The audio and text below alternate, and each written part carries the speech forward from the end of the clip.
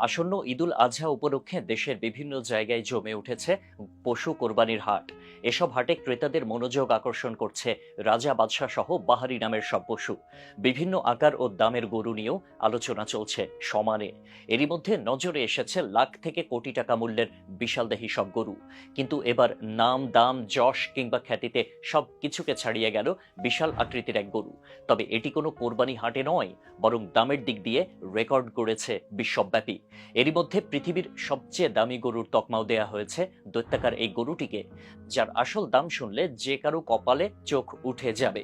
ধবধবে সাদা তুষার শুভ্র রঙের এই গরুটির নাম ভিয়াতিনা 19। এর মতো বিশাল দেহের গরুর সংখ্যা পৃথিবীতে খুব কমই আছে।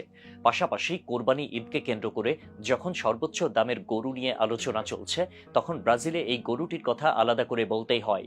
চমকে যাওয়ার মতো তথ্য হলো, ভিয়াতিনা 19 নামের এই গরুটির দাম 40 লক্ষ মার্কিন ডলার, যা বাংলাদেশি মুদ্রায় 46 কোটি 88 লাখ টাকারও বেশি। গরুটি এ দামেই ব্রাজিলের নিলামে বিক্রি হয়েছে। এমনকি মাথা ঘুরে ওঠা এই দামের কারণে রীতিমতো সিসিটিভি ক্যামেরা এবং সশস্ত্র নিরাপত্তারক্ষী এই গরুর জন্য মোতায়েন করা হয়েছে। সেই সাথে গরুটির নাম উঠেছে গিনেস ওয়ার্ল্ড রেকর্ডেও। গিনেস ওয়ার্ল্ড রেকর্ডে থাকা তথ্যানুযায়ী এ পর্যন্ত নিলামে বিক্রি হওয়া সবচেয়ে বেশি দামের গরু ভিয়াতিনা 19। এর আগে সবচেয়ে বেশি মূল্যে যে গরুটি বিক্রি হয়েছিল তার চেয়েও এর দাম 3 গুণ বেশি। গরুটির ওজন 2400 পাউন্ড, অর্থাৎ 1100 কেজিরও বেশি। গরুটির ওজন তার বয়সের অন্য গরুগুলোর গড় ওজনের চেয়ে দ্বিগুণ। কিন্তু প্রশ্ন হলো, গরুটির এমন আকাশছোঁয়া দাম হওয়ার পেছনের রহস্যটা আসলে কি?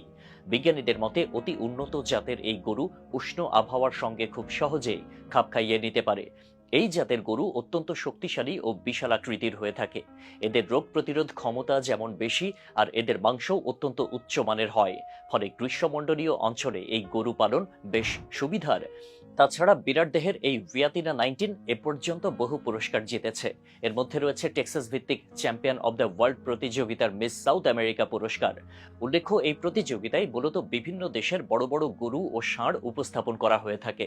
মূলত ভিয়াতিনা 19 নামের এই গরুটি মোজেনিক্সের পণ্য।